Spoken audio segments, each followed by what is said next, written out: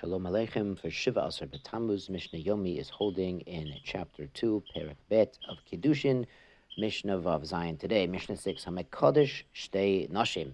A man is getting married to two wives at the same time. Mazel Tov, B'Shava Pruta. But he gives over value worth a pruta coin or an object worth that much. O Isha Achad B'Pachut B'Shava Pruta, or he's betrothing just one wife with something that's not worth a pruta. Now, going back to the very first Mishnah, even Beit Hillel says it has to be at least a shava pruta to be a valid Kiddushin. So here, we don't really have a valid Kiddushin, but the Mishnah here adds, Afal Pisha Sholach Sivlonot Me'achar Mekan, even though he's sending gifts, expensive gifts.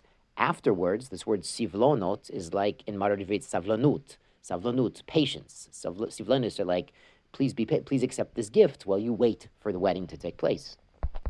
So the man in these cases could be sending very expensive diamonds and gold and wine and everything. Eina mikudeshet. It doesn't work. Shemachmat Kidushin Rishonim Shalach, because he's sending gifts assuming the first Kiddushin worked, and the first Kiddushin was less than Shava Pruta, did not work.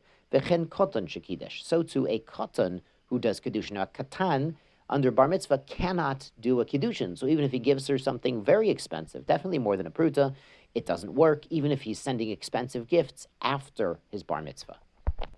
Now on to Mishnah Zayin. HaMekadosh Isha Uvita. A man is trying to marry a woman and her daughter at the same time. Isha Achota, or a woman and her sister, Kachat, at the same time. Eina Mikudashot. Nobody is married here. Now these relationships are Isser Erva. If a man is married to Rachel, he cannot marry her sister, his Leah. We know about that from our discussions in Yevamot in great detail about the Tzaret Erva during the Yibam case. But here, the Kehati brings from the Gemara, this is even if he says, Achad Mehen, one of you is married to me, or Harayu Mehen, like whoever's Roi, whoever's fitting to be married to me, of you two is married to me, that also doesn't work. So even if he's saying the one who's fit from you and your sister to be married to me is married to me, nobody's actually married. But the Gemara does explain they would both need to receive a get from this man to marry someone else, because we have a suffix if he says one of you, the one who's fitting of you, then maybe somebody's married, even though the Kiddushin, of course, can't work on both of them at the same time because of Eser Erva. Now, the Mishnah cites an amazing true story. Maise, there was a story, B'Hamesh Nashim, there were 5 women. They were together. Among these 5 women were 2 sisters, and then 3 completely unrelated women. And a certain man went and gathered a big basket of figs. Now, these figs are nice, fat, juicy figs. There's definitely a shava pruta for everyone to go around. These were actually figs that belonged to these women. So maybe the 2 daughters had inherited a pardis of tainim, of figs, and then gone into business with the other 3. So it belonged to all of them, but it was the sabbatical year, the Shvi'it year, when their produce is hefker. This will be important to explain in a moment. The Amar Hare Kulchem Mikudashat Li. The Kolkolazu, with this basket full of figs, the Kibla Achad Mehen Al Yedei Kulan, and one of the women went over on behalf of all of them and accepted it. So the other women had, appointed her as the agent to accept this Kiddushin. They agreed to it. Amr Chachamim, the sages said, they said, wait, who's married? Let's go ask the rabbi what really happened.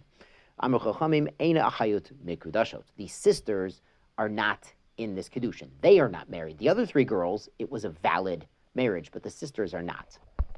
And again, the Gemara explains that he's saying something like, Hara'ui mikem, those who are fitting of you to be married to me are all married to me. So this would exclude the sisters, because if he marries one, there's a suffix, there's a doubt about the other, so he's pogei be'eser erva. So the 3 girls could become married who are not sisters. We also learn, because it's a sabbatical year, Davka, it's a sabbatical year when the produce is hefker, and he's not stealing.